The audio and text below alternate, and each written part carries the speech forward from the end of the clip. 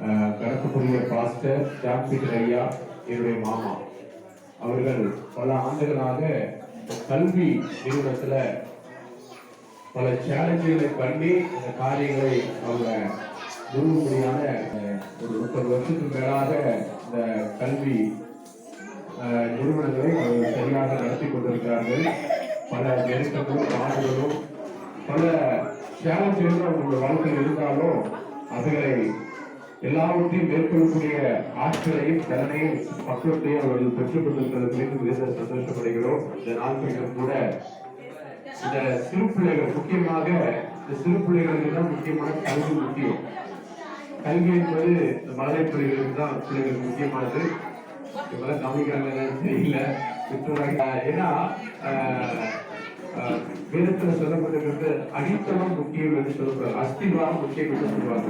அதுபோல இந்த பிள்ளைகளுக்கு நம்ம சரியான கல்வியை இந்த நாட்களில ஒரு பள்ளி ஆரம்பிக்க கூடாது, பெரிய பள்ளியை ஆரம்பிக்கிறதுதான் அடுத்த நாட்கள்ல 5வது வரை நடத்திட்டு இருந்தாங்க. நினைச்சிட்டு இருந்தேன் 5வது வரை நடத்திட்டு இருந்தாங்க. அண்ணாவுடைய 5வது வரை நடத்திருந்தார்கள். அரசாங்கத்தினுடைய வசதிகள் சூழல் நிமித்தமாக இப்ப மழை ஒன்றே ஒன்றுதான். நம்ம இந்துக்களா இருக்கலாம், கிறிஸ்தவர்களா இருக்கலாம், முஸ்லீமா இருக்கலாம், எல்லாமே இருக்கலாம். ஒன்றே ஒன்று அன்பை மட்டும்தான் கடவுள் அதை வெளிப்படுத்துகிறவராய் காணப்படுகிறார். இவர் ஒரு மதத்திற்கோ ஒரு மொழிக்கோ ஒரு இனத்திற்கோ ஒரு நாட்டுக்கோ சொந்தக்காரர் அல்ல.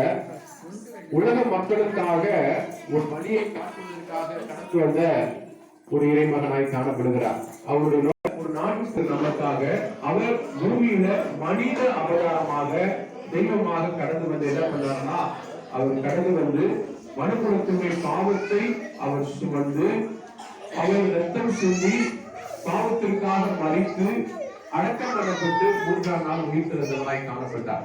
இன்றைக்கு அவர் உயிர்த்தெழுந்ததற்கான அடையாளங்கள் கல்லறைகள் சாட்சியாய் காணப்படுகிறது, உலக மக்கள் சாட்சியாய் காணப்படுகிறது. அதனால்தான் உலகமெங்கும் இந்த கிறிஸ்துமஸை கொண்டாடுகிறவராய் காணப்படுறாங்க.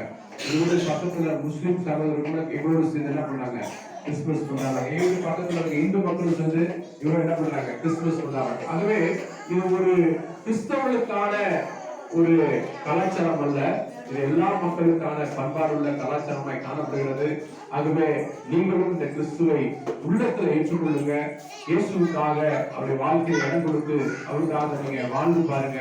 உங்க வாழ்க்கையில உங்க குடும்பத்துல கடவுளாகி இயேசு